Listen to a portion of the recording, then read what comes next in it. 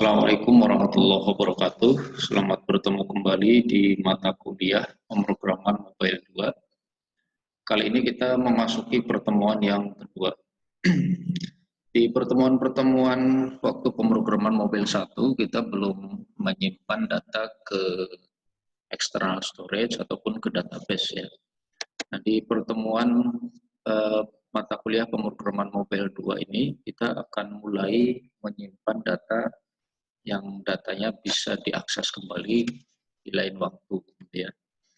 Ada beberapa cara untuk penyimpanan data. Kali ini akan kita pakai adalah penggunaan kartu SD atau SD card, ya. Sebelumnya kita mulai dulu dengan ringkasan penyimpanan data dan file. Penyimpanan data di Android itu bisa menggunakan beberapa cara, ya. Yang pertama adalah penyimpanan untuk khusus aplikasi. Nah, penyimpanan untuk khusus aplikasi ini menyimpan file yang hanya ditujukan untuk pengguna aplikasi yang kita punya, gitu ya.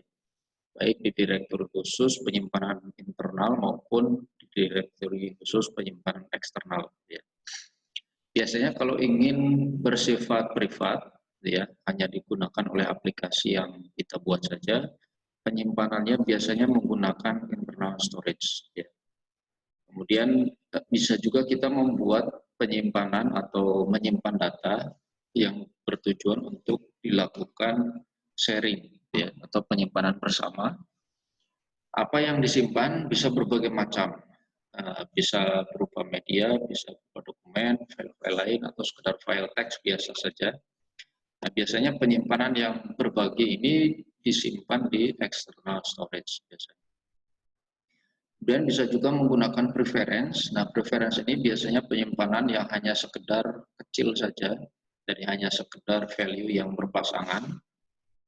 Digunakan untuk salah satunya adalah setting aplikasi, misalkan kombinasi warna, kemudian user yang sudah pernah login akan tersimpan di aplikasi, tidak perlu login berulang-ulang, misalkan seperti itu ya, menggunakan preference. Kemudian yang ketiga adalah, atau yang keempat, ini penggunaan database. Menyimpan penggunaan database bisa menggunakan library room misalkan, gitu ya, atau penggunaan database yang eksternal. Kita bisa menggunakan MySQL, SQL Server, gitu ya, atau menggunakan database yang real time, misalkan menggunakan Firebase, misalkan seperti itu. Nah, untuk penyimpanan-penyimpanan yang lain itu akan kita pelajari di pertemuan-pertemuan mendatang. Kali ini akan kita coba menyimpan data yang sederhana yang disimpan di external storage. Ini ada beberapa jenis external storage yang dikenal atau yang kita ketahui. Ada SDSC atau Secure Digital Standard Capacity. Ini adalah tipe SD card paling awal. Tipe ini hanya memiliki kapasitas sekitar 4 GB. Ya, 4 GB sudah cukup besar sebetulnya. Menggunakan file sistemnya FAT16. Ya. Kemudian di tahun 2006 itu muncul lagi yang lebih baru, FAT32, file sistemnya menggunakan FAT32. Nama jenis SD card-nya adalah SDHC atau Secure Digital High Capacity. Ini sudah bisa mencapai 32 GB, jadi sudah semakin besar. Kalau kita lihat meningkat cukup jauh ya, dari 4 sampai dengan 32 itu sudah besar sekali peningkatannya. File sistemnya juga sudah berbeda, sudah menggunakan FAT32. Terus yang berikutnya muncul lagi SDXC atau Secure Digital Extend Capacity. Ini kapasitasnya bisa sampai dengan 2 TB. File sistemnya sudah menggunakan XFAT, ya, FATX. Itu jenis-jenis SD card-nya. Gambarnya kira-kira seperti ini. Ya. Kalau di tahun sekarang mungkin sudah muncul beberapa SD card yang baru lagi, ya nanti akan menyesuaikan saja karena perkembangan teknologi di dunia perangkat mobile ini sangat cepat, ya. Penyimpanan sudah berkembang lebih banyak lagi kapasitasnya dengan berbagai variasi juga dari berbagai merek dan seterusnya dan seterusnya. Sekarang kita lihat bisa juga membuat SD card yang di emulator gitu ya. Jadi kalau misalkan yang tadi kita pakai SD card di perangkat Android yang sebenarnya, kalau untuk melakukan proses latihan atau belajar kita juga bisa menggunakan SD card di emulator. Caranya ketika kita membuat emulator menggunakan AVD atau Android emulator device, Android virtual device, kita tinggal tentukan mau menggunakan kartu SD virtual atau tidak gitu ya. Nah, kartu SD virtual ini biasanya digunakan untuk penyimpanan uji coba, menyimpan file musik, misalkan menyimpan file gambar atau menyimpan file teks saja juga bisa. Jadi di Android device virtual pun bisa menggunakan external storage. Ini harus diperhatikan berapa kapasitas dari RAM yang kita punya. Kalau RAM yang kita punya di bawah 8 begitu ya, sebaiknya mungkin menggunakan perangkat Android yang sebenarnya saja, karena akan menghabiskan RAM yang cukup lumayan dan akan mempengaruhi proses ketika Anda melakukan pembuatan aplikasi atau ketika kita membuat program menggunakan Android Studio. Karena biasanya Android Studio memang memakan memori yang cukup besar. Ya. Terus kita akan coba membuat aplikasi yang sederhana. Ini adalah aplikasi untuk read dan write ke external storage. Kira-kira nanti tampilannya akan seperti ini. Sebelah sini digunakan untuk menulis ke external storage. Kemudian yang ini digunakan untuk membaca dari external storage. Prinsip kerjanya nanti tinggal dituliskan nama file yang akan kita buat apa, sebutkan nama filenya apa, begitu ya. Kemudian ketikkan isinya di sini, kemudian setelah itu dibuat filenya. Nah, setelah dibuat file maka akan tersimpan datanya di external storage, kira-kira seperti itu. Kemudian ketika membaca, sebutkan nama filenya apa, kemudian di-read, maka data yang sudah tersimpan di external storage sebelumnya akan ditampilkan kembali di bagian sini, ini muncul hasilnya. Ya, kira-kira itu. Jadi aplikasi di pertemuan sekarang sangat sederhana dan sangat singkat saja, hanya sekedar membaca dan menulis file teks saja ke external storage. Ya. Nah, kita mulai pembuatannya. Kita buka rancangan seperti ini ya. Saya tidak menggambarkan bagaimana proses pembuatannya mulai dari awal, mulai dari file project. Saya kira kita sudah sama-sama tahu ya, sudah paham membuat tampilannya. Buatlah tampilan seperti ini, gitu ya. Jadi ini nanti menggunakan text view, ini menggunakan edit text, ini menggunakan button, ini juga menggunakan button. Kira-kira seperti itu. Kemudian masuk ke bagian utamanya. Nah, filenya apa? Nanti silakan dikasih nama file bebas lah ini ya. Jadi ini satu activity untuk menyimpan. Untuk menyimpan seperti ini. Membacanya juga dibikin dalam satu file saja juga boleh. Jadi di bawahnya dibikinkan seperti ini. Dan kita lihat metode-metode utamanya. Metode-metode utamanya. Mulai dari check permission. Ini untuk melakukan pengecekan permission. Ya, ketika kita membaca dan menulis ke external storage, itu aplikasi tidak begitu saja bebas menulis, tapi harus meminta persetujuan dulu dari pengguna, gitu ya. Kenapa? Karena membaca dan menulis ke external storage itu sangat sensitif ya. Kalau misalkan aplikasi yang kita pakai itu membaca file dari tempat HP-nya kita atau dari external storage-nya kita tanpa meminta permission, itu rawan sekali terjadi pencurian data. Nah, kita sudah menyimpan data di external storage kita, tahu-tahu diambil tanpa sepengetahuan. Nah, maka di Android ini ada cara untuk mengamankan itu, yaitu dengan memberikan permission. Jadi ketika nanti user mau mengambil data, maka aplikasi harus menanyakan dulu apakah diizinkan untuk mengambil data dari external storage, begitu juga apakah diizinkan untuk menyimpan data ke external storage, gitu ya. Kalau menyimpan data ke external storage tanpa diizinkan, tahu-tahu langsung simpan saja, bisa saja nanti membuat atau membuat sebuah aplikasi yang jahat atau file jahat yang nanti akan merusak atau mengambil data dan sebagainya. kerjakan.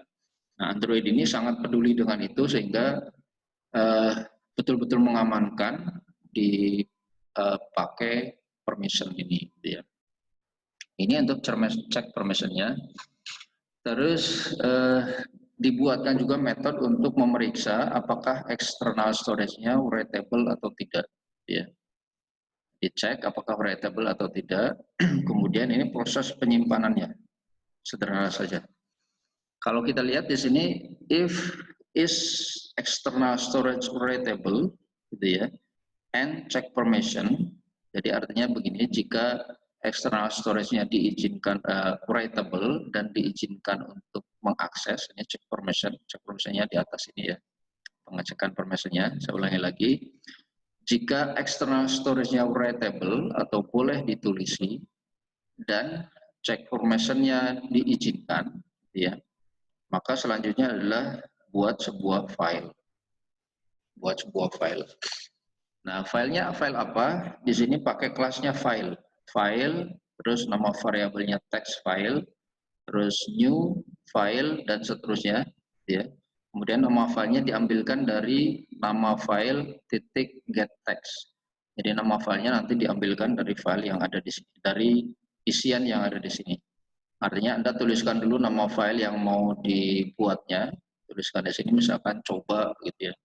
Nah, file coba yang dituliskan di sini akan dipakai sebagai nama file teks yang digunakan untuk menyimpan data yang kita buat, gitu ya. Nah, setelah itu dilakukan mulai proses penyimpanannya. Ya, proses penyimpanannya dibuat dalam blok try catch atau dibuat dalam blok exception. Artinya kalau terjadi error, aplikasinya jangan sampai mati, begitu ya. Kalau Anda tidak masukkan atau kalau tidak kita masukkan dalam try catch, seandainya aplikasi gagal menulis ke hard disk, ke external storage, maka aplikasi yang kita buat itu akan close atau akan mati, begitu ya. Apa penyebabnya gagal menyimpan ke external storage? Ada beberapa hal, ya. Bisa saja external storage-nya sudah penuh, salah satunya, gitu ya. Jadi ketika penyimpanan ke external storage gagal, kalau misalkan tanpa menggunakan try catch, maka yang terjadi aplikasinya akan keluar dengan sendirinya atau mati, gitu ya. Dan untuk sebuah aplikasi yang profesional atau aplikasi yang bagus, jangan sampai mengalami kejadian yang seperti itu. Maka diletakkan di dalam try catch. Nah, try catch ini sudah Anda pelajari sejak di pemrograman berorientasi objek, saya kira ya, di pemrograman berorientasi objek, atau mungkin di algoritma dan pemrograman juga sudah pernah dikenalkan. Ya. Try catch program yang akan diuji try-nya, yang akan diujinya diletakkan di sini, atau program yang akan dijalankan di sini. Kalau terjadi error, maka bagian catch yang akan bekerja. Ya, nah ini hanya ditampilkan print text saja. Boleh juga nanti diganti dengan pakai toss, begitu ya. Tossnya misalkan gagal menyimpan file, terus exception-nya apa? Nanti diambil get message, gitu ya. Kalau ini hanya di print saja. Nah, kita lanjutkan lagi. Di dalam try ini dituliskan perintah file output stream. FOS ini variabelnya boleh apa saja gitu ya. File output stream untuk melakukan penyimpanan kita pakainya file output stream FOS. Kemudian new file output stream text file. Nah, text file ini tadi yang sudah dibuat di atas atau sudah dibuat sebelumnya. Kemudian FOS write. Nah, FOS write isi file get text. Nah, isi file get text to string itu diambilkan dari sini ya. Diambilkan dari sini, kemudian diambil dalam byte ya. Jadi get bytes. Kemudian setelah selesai di close. Setelah selesai di close. Close. Kemudian nama file teksnya dikosongkan, kemudian isi filenya juga dikosongkan. Jadi ini hanya sekali simpan saja. Saya ulangi lagi, ini hanya sekedar menggambarkan bagaimana cara yang sangat sederhana untuk menyimpan data ke file, gitu ya. Jadi dicek dulu apakah diizinkan untuk writable, apakah storage-nya writable dan diizinkan untuk menulis atau tidak. Kalau diizinkan maka buat nama filenya Nama filenya berasal dari ID text ini. Kemudian setelah itu masukkan isiannya yang berasal dari isi file ini, ya. Kemudian kalau sudah berhasil disimpan, di close, kemudian nama filenya dikosongkan dan isi filenya juga dikosongkan. Nah, jika berhasil, maka akan menampilkan pesan file save, ya. File berhasil disimpan. Kemudian kalau ini tidak diizinkan, kalau ini filenya permissionnya belum diizinkan atau belum writable, gitu ya, maka akan muncul pesan cannot save file atau tidak dapat menyimpan file. Nah, kira-kira seperti itu. Itu file sederhananya, gitu ya. Terus jangan lupa metode ini dipanggil dari yang sini, begitu ya. Metode ini dipanggil dari button ini. Jadi pada saat klik ini saya tidak menggambarkan find view by ID, kemudian set on click listener-nya sudah tidak saya gambarkan lagi, karena itu sudah kita pelajari sejak di pertemuan pertama pemrograman mobile 1. Jadi bagian ini hanya bagian-bagian utamanya saja yang saya tampilkan. Kalau Anda lupa cara pembuatannya, bagaimana membuat layout, kemudian bagaimana membuat listener, silakan dibuka kembali di video-video yang pemrograman mobile 1. Ya. Kemudian berikutnya, bagaimana membaca sekarang. Membaca dari file yang sudah disimpan. Ya. File yang sudah disimpan tadi akan kita baca. Proses pembacaannya, buatkan satu metode untuk mengecek apakah readable atau tidak external storage-nya, gitu ya. Ini seperti ini pengecekannya. Kemudian buat metode untuk proses membaca. Nama metodenya read, gitu ya. Nah, ini nanti dipanggil dari read data yang ini. Terus berikutnya dicek, is external storage readable? Apakah external storage-nya readable? Maka jika betul readable, maka dilakukan proses pembacaannya. Sama tadi dilakukan dalam try catch, gitu ya. Nah, yang kita buat mulai dari bikin file text file, begitu ya. Kemudian sama dan seterusnya ke belakangnya. Ini nama file juga diambil dari nama file yang sudah diinputkan, gitu ya. Kemudian yang kita buat lagi adalah input stream. Nah, kenapa input stream? Karena kita akan mengambil, jadi file teks yang kita baca nanti itu digunakan sebagai inputan, bukan digunakan sebagai output. Kalau sebagai output berarti kita akan menulis, kalau sebagai input berarti kita akan membaca, gitu ya. Terus setelah itu, jika tidak null fish-nya, file input stream-nya, jika ini file input stream itu nama variabel ya, ini nama variabel. Jika tidak null, artinya jika berhasil membaca data, maka yang dilakukan adalah input stream reader. Kemudian dibuatkan input stream reader pakai dari fish yang tadi sudah dibuat, terus pakai buffer reader new buffer reader. Ya. Kemudian string line, kemudian dibaca datanya. Jadi ini hampir sama dengan ketika belajar di algoritma dan pemrograman, ya, membaca ke file teks, ya, seperti ini sama perintahnya. Terus diulang, ya, diulang sampai dengan datanya habis, gitu ya. Diulang, dibaca sampai dengan datanya habis. Ditambahkan ke namanya line. Ditambahkan ke string lain. Saya ulangi lagi. Jadi ini bikin variabel string pertama kali kosong, begitu ya, atau dikasih kosong atau pakai nol. Kemudian di sini dibaca berulang-ulang sampai dengan habis, gitu ya. Dibaca berulang-ulang sampai dengan habis. Setelah habis, filenya di close. Nah, setelah habis filenya di close. Terus setelah itu hasil pembacaannya ditampilkan di isi file. Nah, isi file itu yang isi file set text terus string builder. Oh ya, ini string buildernya ini tidak lengkap sebetulnya ya. String builder itu berarti yang ini string builder ya. String builder diambilkan dari situ string builder. Nah, string buildernya sudah ada di atas. Nih. String builder sudah ada di atas. Jadi dimasukkan ke dalam string builder. Nah, setelah berhasil membaca data, ya sudah selesai gitu ya, tidak ada pesan apa-apa lagi. Tapi kalau misalkan proses pembacaan datanya gagal, maka dia akan menampilkan pesan cannot read data atau cannot read file. Ya, kira-kira seperti itu ya. Jadi sekali lagi pertemuan kali ini hanya sekedar belajar membaca dan menulis ke file ke external storage. Jadi sangat sederhana. Ya, mudah-mudahan pertemuan belum selesai ya. Belum selesai. Bagian permissionnya, jangan lupa bagian permission. Ya, hampir kelewat. Ya. Bagian permission ini di samping dibuatkan metode-metodenya untuk meminta permission tadi, jangan lupa di bagian manifest ini dibuatkan seperti ini ya.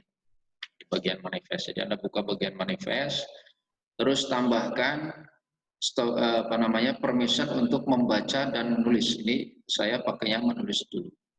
Usage permission ini di bagian manifest ya. Sekali lagi jangan lupa di bagian manifest ditambahkan permission write external storage, berarti membaca menulis ke external storage, dan read external storage, membaca dari external storage. Yaitu hampir kelewat.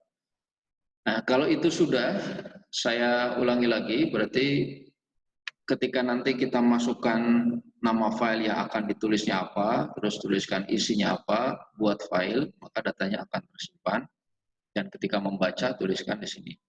Nah, ini berarti kita bisa membaca banyak file ya, bisa membuat banyak file, bisa membaca banyak file. Misalkan di percobaan pertama dituliskan nama filenya coba 1, nah, tuliskan di sini isinya apa gitu ya.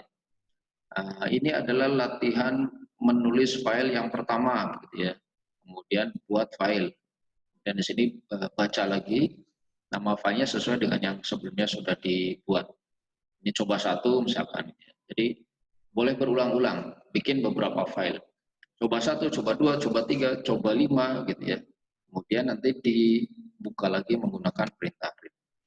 Ya, kira-kira itu pertemuan kali ini ya. Mudah-mudahan ada manfaatnya. Mohon maaf kalau ada kekurangan. Untuk praktikumnya seperti biasa nanti kita lihat ya. Mau ada praktikum di kelas atau tidak. Itu saja pertemuan kali ini. Saya ucapkan terima kasih. Assalamualaikum warahmatullahi wabarakatuh.